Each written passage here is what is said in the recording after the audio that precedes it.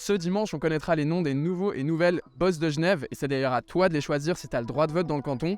C'est grave important parce que ces 7 personnes, elles seront les plus haut placées à Genève.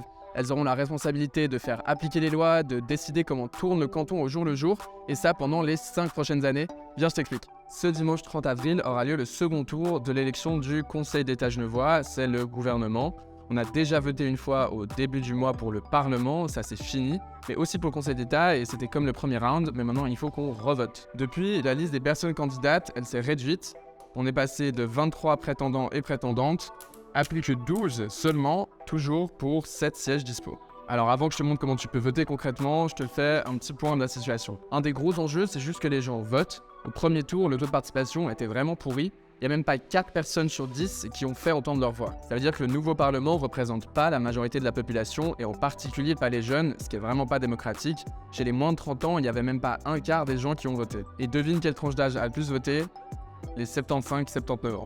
Donc si on veut que le gouvernement représente les positions de toute la population, il faut faire beaucoup mieux pour ce deuxième tour et voter en masse. Niveau politique, l'enjeu principal autour de cette élection, c'est la majorité au gouvernement.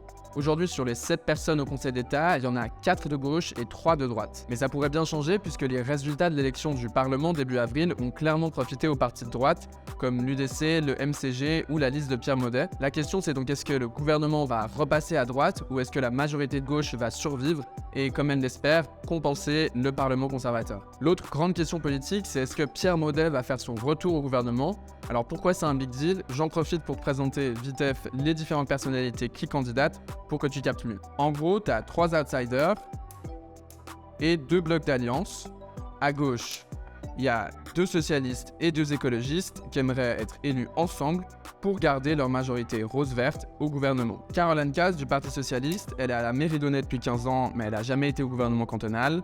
Son truc c'est le logement et elle aimerait le rendre plus accessible. Thierry Lapotello, ça fait 5 ans qu'il est déjà au gouvernement et avant il était à la mairie de Vernier. Il est en charge de la cohésion sociale, de la culture et du sport et il n'a pas terminé ses gros chantiers, du coup il aimerait être réélu pour les mener à bout. Fabienne Fischer, elle est verte, elle est aussi déjà au gouvernement mais elle seulement depuis 2 ans.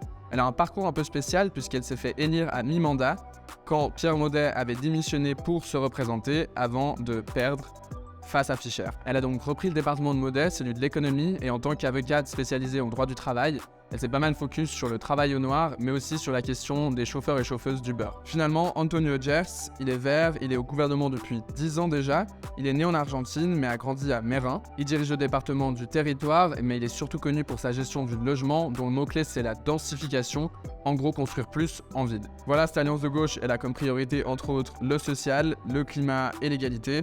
Et elle recommande de mettre 4 croix pour ses 4 membres et pas une de plus. En face, il y a l'Alliance de droite. C'est une grosse nouveauté à Genève parce que historiquement, les différents partis bourgeois s'étaient jamais unis comme ça à cause de trop gros désaccords. Il y en a qui applaudissent cette alliance comme une solution pragmatique et d'autres qui la dénoncent parce qu'elle serait contre nature à cause de la distance qui sépare le centre, au centre droit, de l'UDC à l'extrême droite. Là, il y a 5 candidates et candidats qui aimeraient être élus en bloc pour reprendre la majorité à la gauche.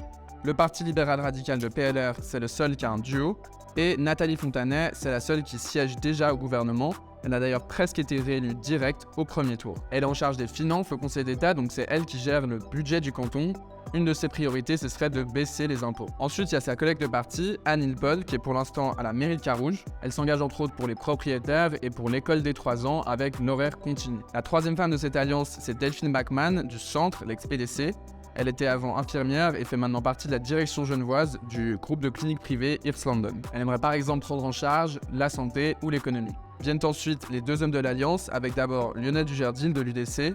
Il est viticulteur bio à Satigny et a rejoint son parti il y a que 3 ans. Il s'engage notamment pour réduire la taille de l'État. Finalement, il y a Philippe Morel du MCG. Ce septuagénaire, il est passé par le PDC, le PLR, mais maintenant il milite pour la préférence cantonale, donc contre les frontaliers, qui est le thème phare de son parti, le MCG. Ancien chirurgien au HUG, il aimerait reprendre le département de la santé, mais il est au centre d'une polémique depuis que ID News a révélé il y a quelques jours qu'il aurait transplanté un riche patient émirati avec un organe qui était censé revenir à un Suisse qui serait ensuite décédé. Voilà, c'est donc l'Alliance de droite. Elle a un programme commun avec une trentaine de propositions comme la traversée de la rade ou renforcer la police. Et elle recommande de voter pour ses 5 membres uniquement. Bon, il reste plus que les outsiders. D'abord, Pierre Maudet, il a surpris tout le monde en gagnant 10 sièges au Parlement pour son nouveau parti.